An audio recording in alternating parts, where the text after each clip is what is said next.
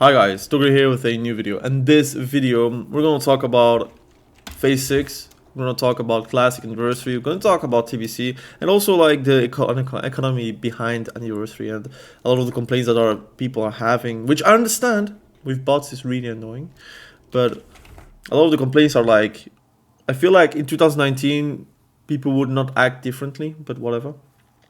So let's start with the economy. I think a lot of people would be interested with me talking about that. It is inflated. Obviously, a mongoose costing 20 gold really sucks. It just means that Plague Bloom is such like a well-regarded herb that everyone is herbing and it drives the prices up. You also have so many more.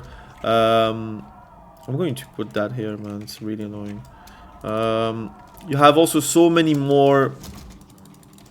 You have also some PvP here, nice. You have so many more warriors on this server than ever before because we have a mega server, right? With layers, we have bots, unfortunately. You have many things that are like screaming, literally screaming mega servers, which will just drive the prices up. Because you have that many warriors that need the mongooses, you have that many rogues that need the mongooses, even feral druids needs the mongooses. So it will just drive the prices up of Plague Bloom. It just is what it is. Your inflation is not only because of bots, it's also because you have a mega server. In a mega server, you will never have like low prices. In the state of Classic that we have right now, which is like multiple layers, and even with multiple layers, herbs are just not there. And even if there are no bots or there are bots, people farm because they want gold. They don't always buy consumables. The gold RMT, right? They just also farm the gold inside of different instances. For example, they farm with herbs, they farm with mining, they try to craft as well to get a bit of money, maybe transmutes, for example. So people do try to farm gold, but you have some people that don't farm gold and just buy gold, and those people existed in 2019. Those people existed when GDKP was there, and now there's a debate for some reason, and again, everyone knows probably the YouTuber that is doing that, like trying to talk big about what is this? Oh, curing shrine. Interesting. Everyone is talking big about. Fahid talks big about GDKP, that it needs GDKP because of the consumables being that high. No, it will just drive the prices up again because people will buy actively gold on the websites to funnel the GDKP to get the items, and then obviously it will become a pay to win because it is pay to win basically if you buy gold with real money, and then with that gold you're going to spend it to get the items. It is just pay to win no matter how you spin it. But people are like acting like that gold is like farmed by real people. Like you're not going to make me believe that someone is spending 10,000 on an item without it being an item that got like bought via gold from a website, right? And it will just like again drive the prices up because most people are going to raid with multiple characters, so they will need multiple consumables, multiple potions, and there is a very limited supply of those herbs because they don't spawn faster even if you have more raiders. So I think people are like thinking like that it will be the prices are going to be lower. They're trying to justify that people buy gold for consumables as if they didn't do that in 2019 either. The truth is with inflation is that it works in all ways, right? In many ways. It's not only that you need to spend more, guys. You also make more through different ways. That's something like, again, I think if you just know basic economics, inflation in a video game, because it's a video game, don't get it twisted. It's a video game, so you can make money out of thin air by farming. That just is what it is. It's not like real life where inflation really sucks because you are getting money from your employer, which is like a fixed amount, and yes, it goes up every like year by a small amount, but it never like follows the inflation, obviously. So there is like that economical side. But in a video game, you can farm your gold yourself. Like, you are all self-entrepreneur. You are like your own entrepreneur, I would say, where if you want to make gold, you can just go out there and farm the gold yourself. Some people just don't want to do that, and they will never do that, regardless of the economical state of World of Warcraft. It could be the best state ever with no bots, they would just still buy gold because they are standing in Stormwind thinking that their gold is like unlimited, and they have to buy consumables at one point. The consumables are gone, the gold is gone on their character, and what are they going to do? They are going to simply and very, very clearly buy gold. That's something that you have seen in 2019. That's something you will see right now, and that's something you probably will like always see at this point, because people are like accepting RMT as if it is like a part of the ecosystem.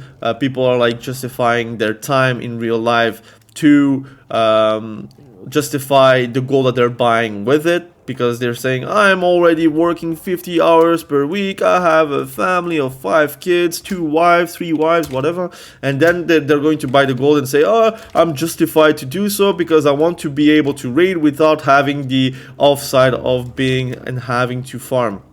So basically they're saying they want to play a lobby game, they don't want to play MMORPG, they don't want to farm or contribute to the economical cycle, and just want to be a spender and buyer of the gold, which again inflates if you are not participating with the economy. So if you're not farming in the open world and you're not providing supply, obviously the supply is lower than the demand, and so the price will be higher. It just is normal, it's economical, it's simple, but people don't realize that, and people want the prices to be low without contributing for the price to be lower. If everyone is tailoring, for example, very simple, if everyone is tailoring, for example, Mooncloth will be way less expensive because the supply will be a lot higher, because a lot more CDs are going to be able to be spent towards Mooncloth. You will see way more Mooncloth on the auction house, and the Mooncloth value will be lower, so will be the Felcloth, because at the end, if the Mooncloth is 10 gold and the Felcloth is 7 gold, it will catch up to 5 gold to make it break even, or a bit lower to have a bit of profit. That's simple. If you have everyone is mining, everyone is doing the DM East, like DM East jumps, where they're trying to get arcane crystals. If everyone is doing that, arcane crystals are going to be a lower price because you will have way more supply. It's very simple. The more supply you have compared to the demand, the price will be lower. The supply being lower with the demand being higher, the price will be higher. It just is normal economics. It just is what is like how the world is running. It is a very, very capitalistic world, and World of Warcraft is literally a capitalistic game. It just is what it is. The more gold you have, the more things you can do, and the more supply there is. The demand and supply is not regulated by the game, so obviously if you're doing more, you will get more. It just is what it is. People want GDKPs just because they are lazy and they want to have quality raids with guaranteed pieces because of gold that they have spent or they have bought with their real money. That's basically it. People that do say that it's not because of that, I don't know. The thing is with GDKP is it destroys any reason to be in a guild, to be fair. It destroys any pug as well, because if it's a SR pug, why would you join them if you can actually buy the gold with your real money and being able to be guaranteed of that piece if it drops? And if it's not dropping, you would get gold from it, basically. Like, I think you don't realize how like much it destroys the community aspect when it comes down to everything being a monetary exchange. If every dungeon, every raid is a monetary exchange, then the social aspect is already gone. The economical aspect is also gone because everything costs money. Obviously, you need to do more to be able to afford those things. If it's in real life with RMT, or if it's like in-game with herbing, or mining, or skinning. Even if you want to just skin, rugged leather is really expensive. So you could really make a lot of money just basically mob killing, and that bots cannot really contest it. So that's something people don't realize, but it's actually very good that it is there. So skinning is really good. I have it on my priest, which kind of sucks because priest is not really a good farmer, but it is what it is. I would like you guys to realize that just take a look at mob, because again, I played mob classic. The puck scene is literally destroyed. Like the most things that you're going to see on the LFG chat or whatever chat you're using, they are like GDKPs. You have some guilds. And most guilds even just use their own GDKP system. You have also normal guilds, which is good. You have also probably speedrunners, which is also good. But it like the distribution of the guilds are like very weird in a state where I much prefer anniversary in that regard. Like the pugging scene is actually very good. You could always find a pug for any raid. AQ20 ZG are always running without GDKP, so that's not a reason that it would kill the raiding scene, because the raiding scene is very alive. You have obviously the new guilds, you have a lot of stuff that is helping with how the ecosystem of the server is. And I think it being a mega server is good, but also bad, because obviously, like I said, the supply is very low compared to the amount of players playing, because a lot of the players are not contributing. They are like engineering and whatever their other profession is. And sometimes they're just not mining. And I did the same mistake. I think anniversary, I spoiled it for myself by not contributing at all with how the game is supposed to be. So it means that doing some gold farms, doing some dungeons to get the gold, for example.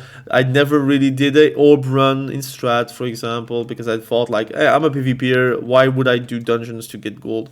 But at the end, thinking in retrospect, that really killed the game for me, because it made me leave very fast, because I was like very dissatisfied of the server, because obviously the bots, the supply, the economical standpoint of the server being very expensive, while I was not contributing. So I had like a wake-up call by playing private servers that actually I like doing professions, I like to do open world PvP, and I'm actually contributing with the supply on those private servers, while I never did it in anniversary.